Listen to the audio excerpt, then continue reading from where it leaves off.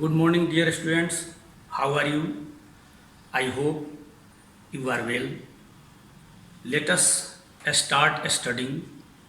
Today I am going to solve some problems based on properties of determinants. See, first question. Determinant of x a x plus a, y b y plus b, z c z plus c is equal to 0. Let delta is equal to x a x plus e, y b y plus b, z c z plus c. इस determinant को zero के बराबर सिद्ध करना है. We have to prove the determinant zero. इस determinant को zero दिखाना है. We know that if two rows or two columns of a determinant are identical, then value of determinant is 0. Then we apply. यहां आप apply कर दीजिए. C3 के स्थान पर हम C1 को सब्ट्रैक्ट कर लें. C1 के कोरेस्पॉन्डिंग एलिमेंट को सब्ट्रैक्ट कर लें.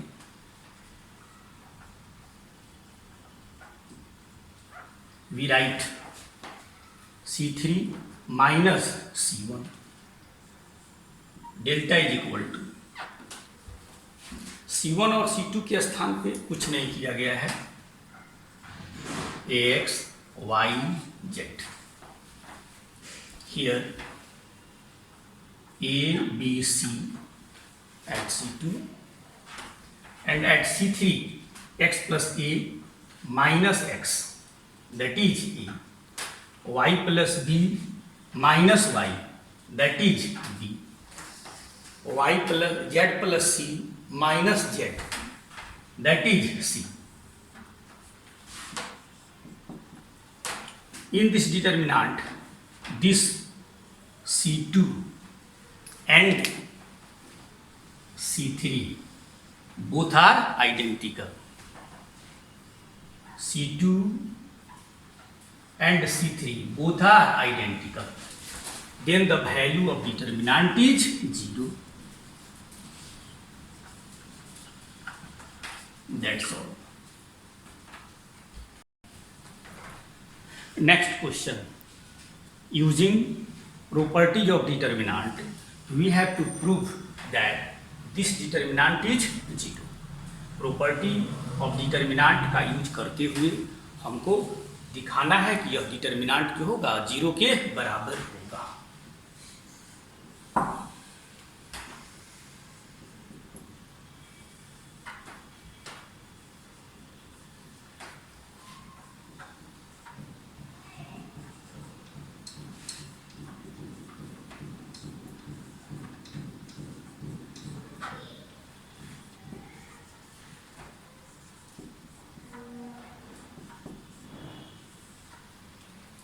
इस डिटर्मिनांट का वैल्यू हमको सिद्ध करना है जीरो के बराबर.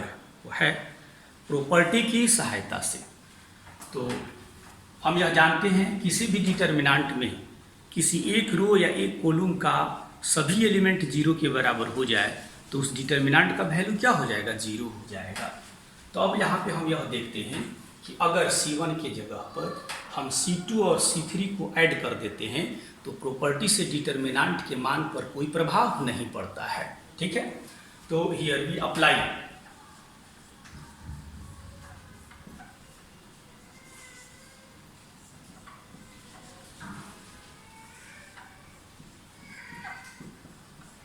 दिस C1 के स्थान पे C1, C2, C3 को ऐड कर दिया गया. C1 के स्थान पे C2 और C3 के कोरेस्पॉन्डिंग एलिमेंट को ऐड कर दिया गया.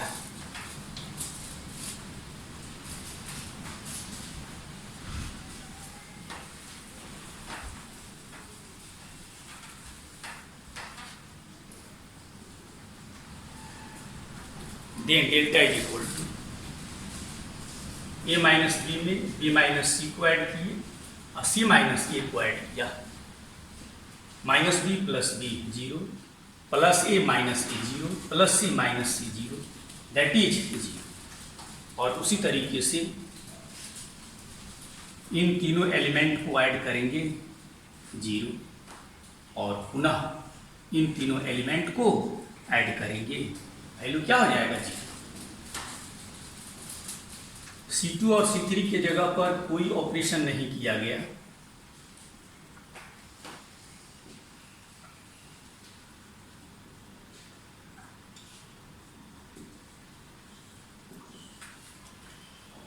here all the elements of C1 are 0, hence the value of determinant is 0। C1 के सारे एलिमेंट 0 के बराबर हैं, तब इस डिटर्मिनांट का वैल्यू जो होगा वह 0 के बराबर होगा। Next problem is prove that this determinant is equal to 0। we write delta is equal to 2 7 65 3 8 75 5 9 86। we have to prove the determinant 0। इस डिटर्मिनांट को 0 सिद्ध करना है। ऐसा करते हैं, C3 के जगह पर C3 that is third column के जगह पर, ठीक है, C2 का 9 टाइम्स सब्ट्रैक्ट कर लेते हैं। जैसे यहाँ 65 में से 9 टाइम्स सब्ट्रैक्ट करेंगे तो 9 × 7 63, 65 में से 63 सब्ट्रैक्ट कर लेंगे 2 आ जाएगा। उसी तरीके से यहाँ पर 3 आ जाएगा और यहाँ पे 5 आ जाएगा। तो C1 एंड C3 उस समय आपस में बराबर दिखेंगे, दोनों आइडेंटिकल हो जाएंगे, तो उस डिटर्मिनांट का वैल्यू 0 हो जाएगा।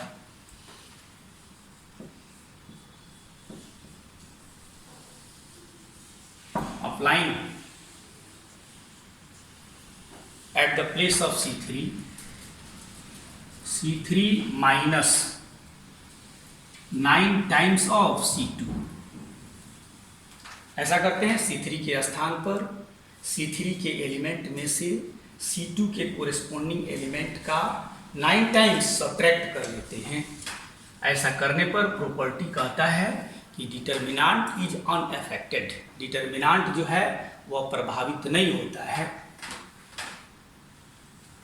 The value of determinant remains unchanged, determinant का वैल्यू अपरिवर्तित रहता है। We write 2 3 5। C1 के प्लेस पे कोई भी ऑपरेशन नहीं हुआ है, ज्यों का त्यों लिख देंगे। C2 के प्लेस पे भी कोई ऑपरेशन नहीं किया गया है, ज्यों का त्यों लिख दिया। हियर C3 के स्थान पर C2 के कोरिस्पोंडिंग एलिमेंट का 9 टाइम्स सब्ट्रैक्ट किया गया, तो इसका 9 टाइम्स हो जाएगा 63, 65 माइनस 63 दैट इज 2, ये हो जाएगा 3। और यहाँ पर 9 × 9 81, 86 minus 81 that is 5। And here C1 and C3 both are identical, C1 and C3 both are identical, then the value of determinant is 0 according to property। Property कहता है कि अगर किसी डिटर्मिनांट में दो रो या दो कॉलम आइडेंटिकल हो जाए तो इस डिटर्मिनांट का वैल्यू 0 हो जाएगा, ठीक है। Next question is prove that this determinant is equal to 5x + 4 × 4 - x²। तो यहाँ हम देख रहे हैं डिटर्मिनांट है x + 4 2x 2x 2x x + 4 2x 2x 2x x plus 4। तो डिटर्मिनांट को भी देखते हैं और राइट साइड में जो रिजल्ट हमको लाना है उसको भी देखते हैं। यहाँ पर रिजल्ट में हमको चाहिए राइट साइड में 5x प्लस 4। तो अगर ऐसा करें C1 का इस एलिमेंट को C2 के इस एलिमेंट को C3 के इस एलिमेंट को ऐड कर देते हैं तो आ जाता है 5x plus 4 2x 2x x plus 4 that is 5x plus 4। तो डिटर्मिनांट के प्रॉपर्टी से हम यह जान रहे हैं अगर किसी कॉलम के जगह पर दूसरे कॉलम और तीसरे कॉलम के कोरेस्पोंडिंग एलिमेंट को ऐड करते हैं तो डिटर्मिनांट का मान अपरिवर्तित रहता है, अनअफेक्टेड रहता है। तो हम यहाँ पर अप्लाई कर देते हैं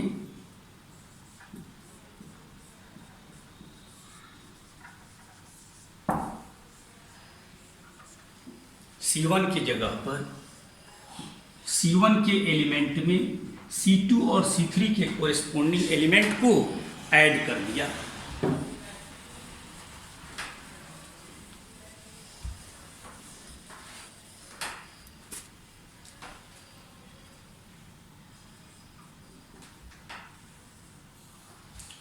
C1 की जगह C2 और C3 के कोरेस्पोंडिंग एलिमेंट को ऐड करने पर ये हो जाता है 5x प्लस 4।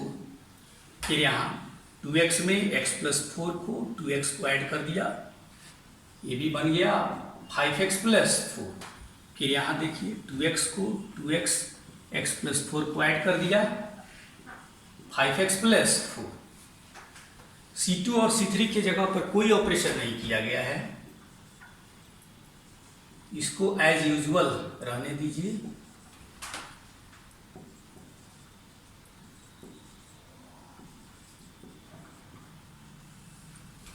ठीक है,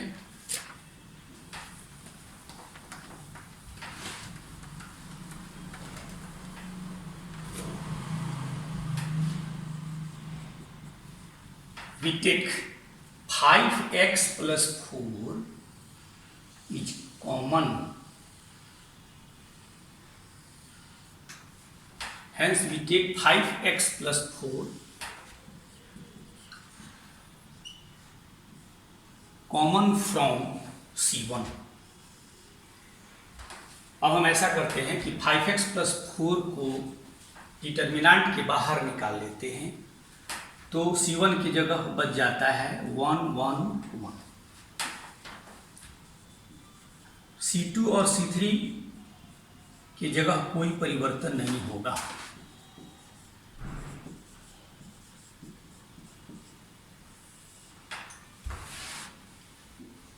अब यहाँ हम देख रहे हैं यह प्रिंसिपल डायगोनल है 1x plus 4 x plus 4।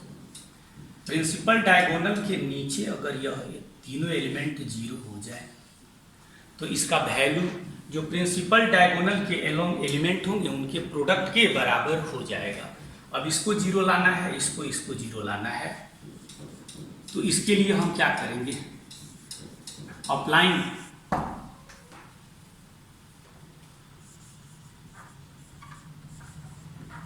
R2 minus R1। R2 के जगह पर R1 के कोरिस्पोंडिंग एलिमेंट को सब्ट्रैक्ट किया,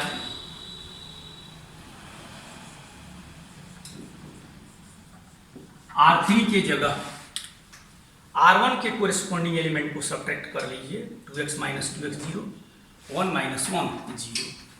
तो यहाँ पे आप R3 माइनस R1 लिखेंगे। Then determinant is equal to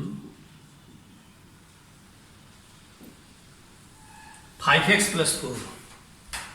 R1 की जगह कुछ नहीं किया गया है, उसको जो कहते हैं हम लिख देंगे। R2 की जगह R1 को सब्ट्रैक्ट किया गया 0। x प्लस 4 में से 2x को सब्ट्रैक्ट कीजिएगा 4 minus x 2x minus 2x that is 0। फिर यहाँ R3 की जगह पर R1 को सब्ट्रैक्ट किया गया है 0। फिर यहाँ 2x minus 2x that is 0। x plus 4 में से 2x को सब्ट्रैक्ट किया गया है, 4 minus x।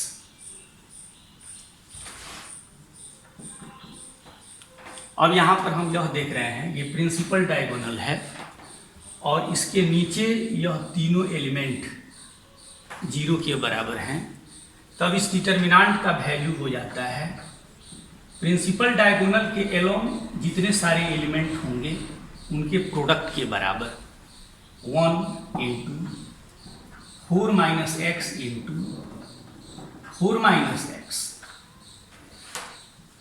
Delta is equal to 5x plus 4 into 4 minus x square, और यही हमको सिद्ध कर देना था। That's all. नेक्स्ट क्वेश्चन है, prove that this determinant is equal to 0, delta is equal to 0 a minus b minus a 0 minus c b c 0. Here we see that a ij is equal to minus a j। यहाँ पे हम यह देख रहे हैं कि a12 और a21 एक दूसरे के नेगेटिव के बराबर है, तो इस तरीके का जो डिटर्मिनांट है उसको कहते हैं एस्क्यू साइमेट्रिक डिटर्मिनांट। ठीक है, एक दूसरे के नेगेटिव है, एक दूसरे के नेगेटिव है और डायगोनल एलिमेंट इसके 0 के बराबर हैं। This determinant is called askew symmetric determinant. ऐसे प्रॉब्लम को हम कैसे बनाते हैं सो देखिए, हम यहाँ C1 से माइनस साइन को कॉमन ले लेंगे, C2 से माइनस साइन को बाहर निकाल लेंगे और C3 से माइनस साइन को बाहर निकाल लेते हैं। ऐसा प्रॉपर्टी है, -1 को बाहर निकाला इससे, C2 से और पुनः C3 से। तो जब हम C1 से -1 को बाहर निकाल रहे हैं तो ये हो जाएगा 0 a माइनस b। फिर यहाँ C2 से -1 को बाहर निकाल रहे हैं, माइनस a 0 माइनस c, और C3 से तो b हो जाएगा, c हो जाएगा, 0 हो जाएगा। ऐसा हम कह सकते हैं कि C1 में -1 से डिवाइड किया तो -1 से मल्टीप्लाई भी करेंगे, C2 में यहाँ -1 से डिवाइड किया तो मल्टीप्लाई कर लिया, और फिर C3 में -1 से डिवाइड किया तो मल्टीप्लाई भी कर लिया। तो कह रहा है ऐसा प्रॉपर्टी है, ऐसा करते हैं। डेल्टा बराबर -1 इंटू -1 इंटू -1 दैट इज -1। अब यहाँ रह जाएगा 0 a minus b minus a 0 minus c b c 0। अब कह रहा है डिटर्मिनांट की प्रॉपर्टी में बताया गया आपको कि अगर किसी डिटर्मिनांट के संगत रो और कॉलम का इंटरचेंज कर लें तो डिटर्मिनांट पर कोई प्रभाव नहीं पड़ता है। तो यहाँ अप्लाई कर दीजिए।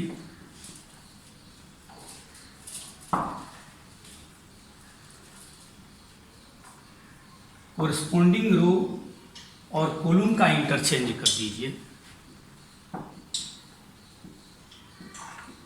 ठीक है, RI CI का इंटरचेंज I1 2 3, तो कह रहा है R1 और C1 का इंटरचेंज, R2 और C2 का इंटरचेंज, R3 और C3 का इंटरचेंज। तो कह रहा है डिटर्मिनांट के मान पर कोई प्रभाव नहीं पड़ता है। हो जाता है 0 माइनस a b, पहले रो को पहले कॉलम में लिख दिया, दूसरे रो को दूसरे कॉलम में लिख दिया और तीसरे रो को तीसरे कॉलम में लिख दिया।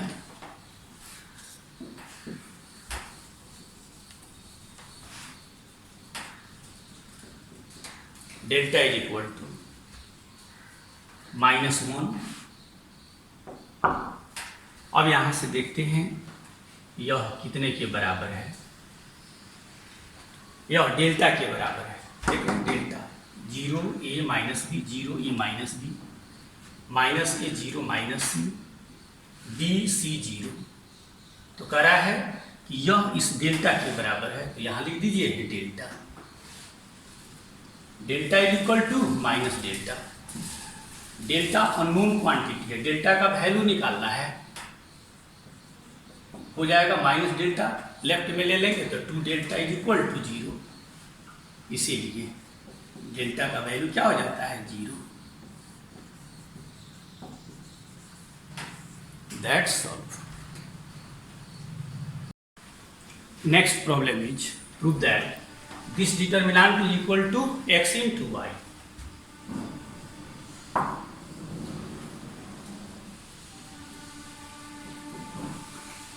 डेल्टा इज इक्वल टू दिया हुआ है 1 1 1 1 1 plus x 1 1 1 plus y।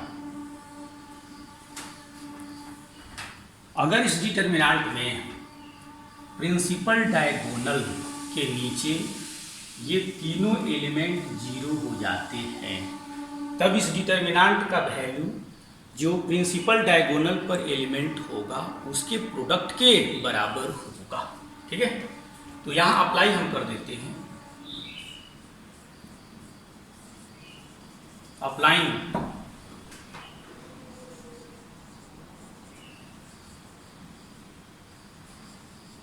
R2 की जगह पर, यह है R2, R2 की जगह पर R1 के कोरिस्पोंडिंग एलिमेंट को सब्ट्रैक्ट कर लिया, तो 1 में से 1 को सब्ट्रैक्ट करेंगे तो यहाँ 0 हो जाएगा, यहाँ पर x हो जाएगा और यहाँ 0। हमको इस एलिमेंट से मतलब है। फिर कह रहा है R3 के जगह पर, R3 के जगह पर R1 को सब्ट्रैक्ट कर दिया, तो R1 को सब्ट्रैक्ट करेंगे तो 1 माइनस 1 0 हो जाएगा, 1 माइनस 1 0 हो जाएगा।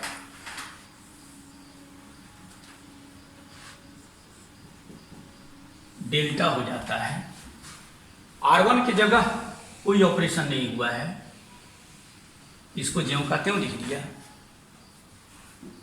फिर करा R2 की जगह R1 को सब्ट्रैक्ट कीजिए 0, 1 plus x minus 1 x, 1 minus 1 0। R3 के जगह R1 के कोरेस्पोंडिंग एलिमेंट को सब्ट्रैक्ट किया गया 0, 1 minus 1 0, 1 plus y minus 1 y। अब हम देख रहे हैं ये प्रिंसिपल डायगोनल है और इसके नीचे यह तीनों एलिमेंट क्या है 0 हो गए, तब इस डिटर्मिनेंट का वैल्यू हो जाता है 1 into x into y, that is xy। और यही हमको सिद्ध कर देना था। Next problem is prove that this determinant is equal to 1 minus x cube to the power 2।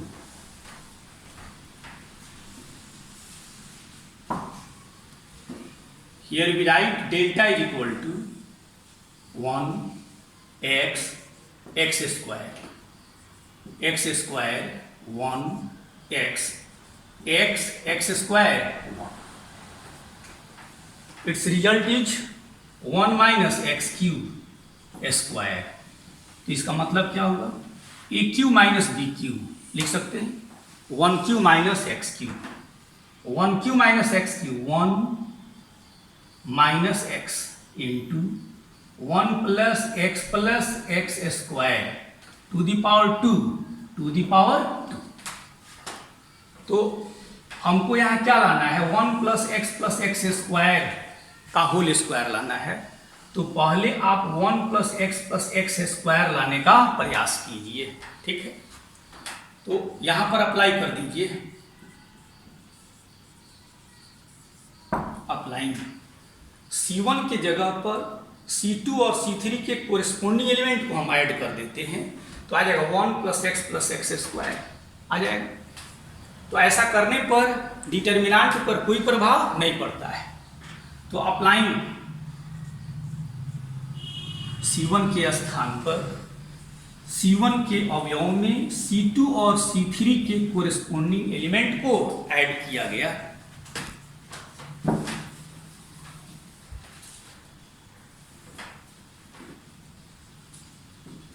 Delta equal to 1 + x + x square, 1 + x + x square. फिर यहाँ पर इन दोनों एलिमेंट को ऐड किया, अरेंज करके लिख दीजिए। x में x स्क्वायर + 1, तो यहाँ अरेंज कर देते हैं 1 + x + x square. C2 C3 के जगह पर कोई ऑपरेशन नहीं किया गया है, इसको हम एज यूजुअल लिख देंगे। फिर यहाँ C3 को भी एज यूजुअल लिख दिया। ठीक है। अब यहाँ पर हम यह देख रहे हैं C1 में 1 + x + x स्क्वायर सारे एलिमेंट एक जैसे दिख रहे हैं। इसको डिटर्मिनेंट के बाहर ले लेते हैं, कॉमन हो जाएगा।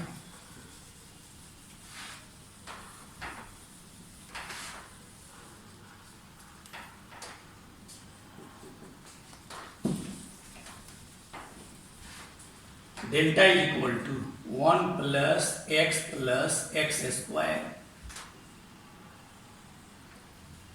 ठीक है।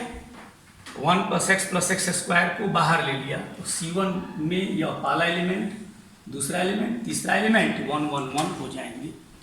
अब कह रहा है क्या, C2 और C3 के जगह पर कोई ऑपरेशन नहीं किया गया, इसको एज यूजुअल लिख देंगे। जो कहते हो रह जाएगा x 1 x square, x square x 1।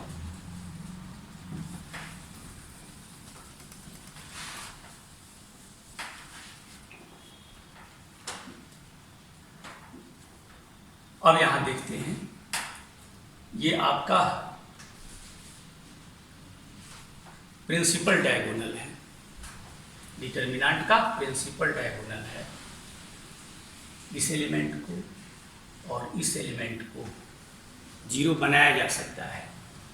R2 के जगह पर R1 को सब्ट्रैक्ट कर दिया, R3 के जगह पर R1 को सब्ट्रैक्ट कर दिया।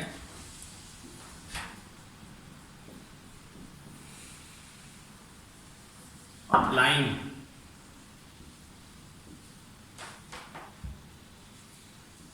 R2 - R1, R3 - R1, delta equal to 1 + x + x square. R1 की जगह कोई ऑपरेशन नहीं किया गया, R1 को एज यूजुअल लिख देते हैं। R2 की जगह R1 को सब्ट्रैक्ट किया गया, 1 - 1 0, 1 - x,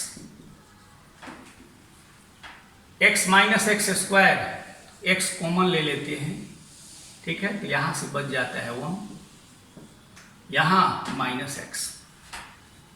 फिर यहां क्या किया, R3 के जगह R1 को सब्ट्रैक्ट कर रहे हैं, 1 - 1 0, फिर यहाँ x square - x, that is x अगर कॉमन ले लेते हैं तो x - 1, और फिर 1 - x स्क्वायर, 1 - x स्क्वायर को रिजॉल्व कर दीजिए। 1 - x,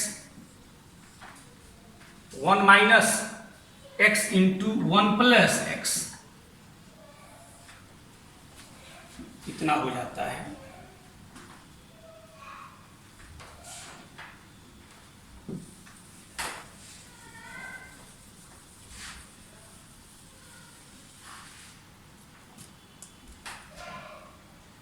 delta is equal to, यहां से देखिए तो 1 minus x, 1 minus x, R2 से कॉमन ले लेते हैं, हो जाता है 1 प्लस एक्स स्क्वायर, यहां से हो गया 1 माइनस एक्स, ठीक है। फिर यहां हम देख रहे हैं ये 1 माइनस एक्स है, x माइनस 1 है, और ये 1 माइनस एक्स है। तो 1 माइनस एक्स अगर हम कॉमन निकाल लेते हैं तो यहाँ -1 बच जाएगा, -1 इंटू एक्स माइनस एक्स बच जाएगा। तो फिर आप इस R3 से भी 1 माइनस एक्स बाहर ले लीजिए, 1 माइनस एक्स R3 से भी बाहर निकाल लिया। R1 की जगह पर कोई ऑपरेशन नहीं हुआ, इसको एज यूजुअल लिख देंगे। यहाँ 1 माइनस एक्स को बाहर निकाला गया, 0 1 एक्स, फिर कह रहा है 0, यहाँ 1 माइनस एक्स को बाहर निकाला गया है तो ये x माइनस 1 है, तो 1 माइनस एक्स बाहर निकलने पर माइनस एक्स यहाँ लिखेंगे, और ये हमारा हो जाता है 1 plus x.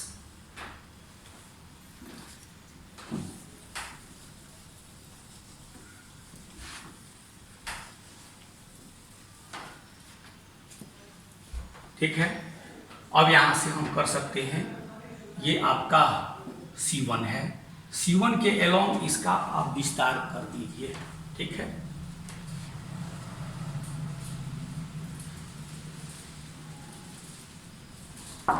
Expanding the determinant along C1, delta is equal to 1 plus x square, 1 minus x whole square into C1 के अलोंग इसका एक्सपेंशन कर रहे हैं तो 1 into determinant, first row first column गायब कर दिया, 1 x minus x, 1 plus x, इसका साइन हो जाता है प्लस माइनस प्लस, यहाँ प्लस हो गया डिटर्मिनेंट, 0 इंटू सम डिटर्मिनेंट 0, फिर प्लस 0 इंटू सम डिटर्मिनेंट 0, क्यों का क्यों रह जाएगा इतना, 1 plus x square, 1 minus x square. अब इस डिटर्मिनेंट का वैल्यू निकाल लीजिए, 1 plus x into 1 minus plus into minus minus, तो फिर माइनस माइनस प्लस मल्टीप्लाई कर दिया दिस। अब हम ये देख रहे हैं 1 plus x square, 1 plus x square is equal to 1 plus x square का whole square. Here delta is equal to 1 plus x square, 1 minus X both का होल स्क्वायर,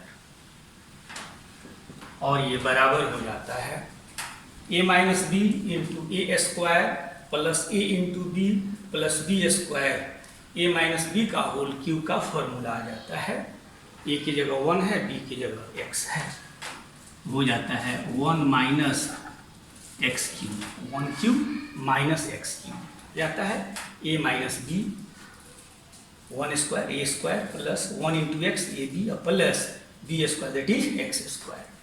तो वैल्यू हो गया A cube minus B cube, 1 cube that is 1 minus x cube, और ये इसका power क्या है 2, और इस तरीके से इसको सिद्ध कर देना था। That's all.